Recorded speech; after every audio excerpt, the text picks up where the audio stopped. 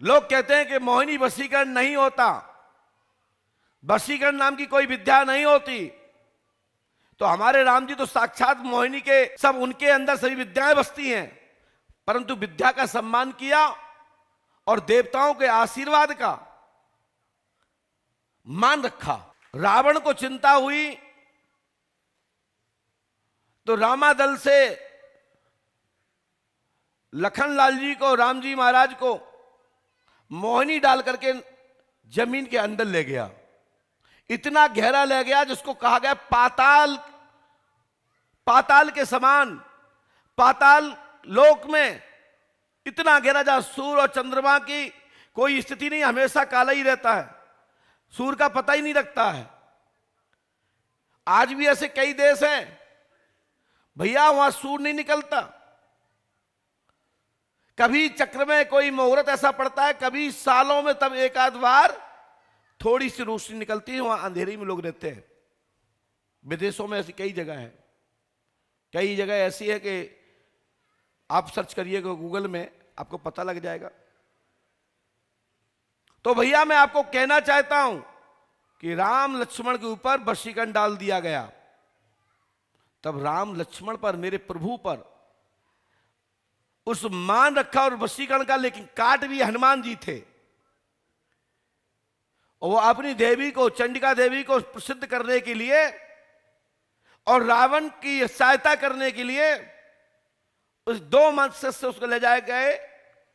तो हनुमान जी महाराज ने वो भी योजना फेल कर दी।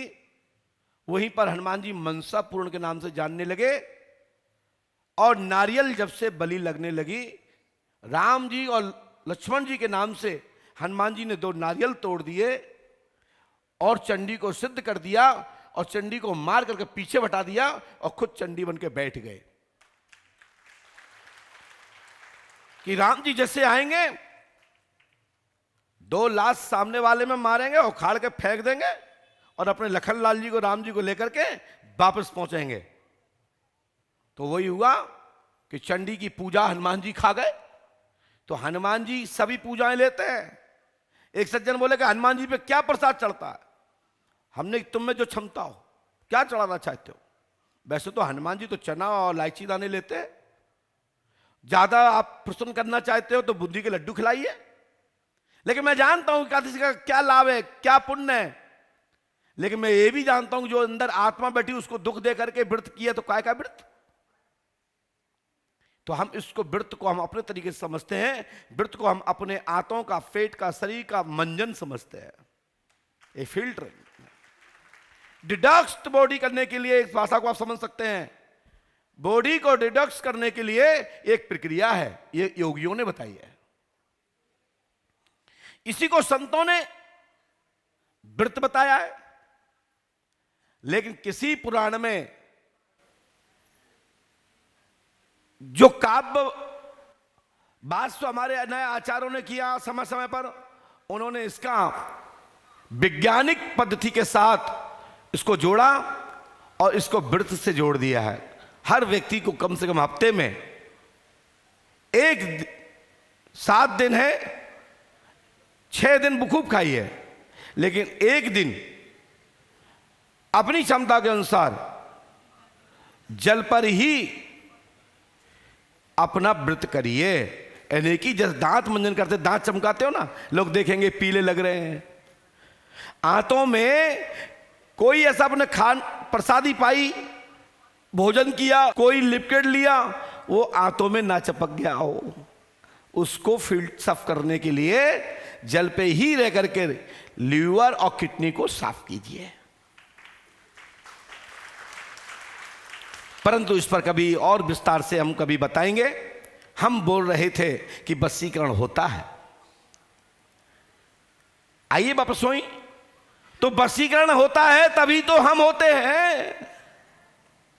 वशीकरण नहीं होता, भूत प्रेत नहीं होते तो गुरुजी पंडों का सरकार को कौन पूछता? कोई पूछता? आपको बीमारी नहीं होती तो हॉस्पिटल बड़े बड़े लाखों करोड़ रुपया, अरबों रुपया देकर के एडमिशन कराते हैं, फिर वो परीक्षा करता है, फिर वो एक अच्छा सर्जन बनता है, एक एंटीबायोटिक डॉक्टर बनता है, यदि बीमारी नहीं होती तो कोई पैसा देके कोई डिग्री लेता, कोई डॉक्टर बनता? तो सब में कुछ व्यवस्था है, तभी तो महाराज हॉस्पिटल में लाइन लगी है। और भूत नहीं होते तो पंडोखर जैसे हजारों मंदिर हैं भारतवर्ष में, हजारों मठ हैं, हजारों पंडा हैं, हजारों औजा हैं, भूपा हैं, कम भीड़ नहीं है। हर जगह एक ठकटम ठेला है, जहां पहुंच जाओ, किसी भी विषय के डॉक्टर ने पहुंच जाओ वही भीड़ है, और किसी भी जानकार भूपानो पहुंच जाओ वही भीड़ है। हम खूब कह रहे हैं कि जीव दिया तो मम दिया, जीव दिया तो मम दिया। जीव बलि नहीं देना चाहिए, लेकिन जो बलियां दे रहे हैं उनके यहां भी ऐसी ही भीड़ है जैसी यहां है। हम खूब कह ले, सच तो यह है कुछ तथाकथित दरबार जो भारत में चल रहे हैं, जिनको एबीसीडी का ज्ञान नहीं है, जिनको छुटवा बड़वा छत्रक ज्ञान तक का कोई ज्ञान नहीं है, मात्र दरबार चला रहे हैं और अपनी ठेल रहे हैं, जिनको इस पर कोई भी ज्ञान नहीं। अजय महाराज जी, आप भी हमारे मंचों पे देखते हैं, कई संगीतकार आते हैं, रॉन्ग चलते हैं और लिखते हैं अंतरराष्ट्रीय हैं। लेकिन क्या कहें, हिंदुस्तान में आज भी भेड़ चाल लोग चलते हैं। अरे साहब, नाम है 25 लाख में आए, यदि कुछ होता नहीं तो 25 लाख क्यों देते? लेकिन बहन रॉन्ग चलते हैं,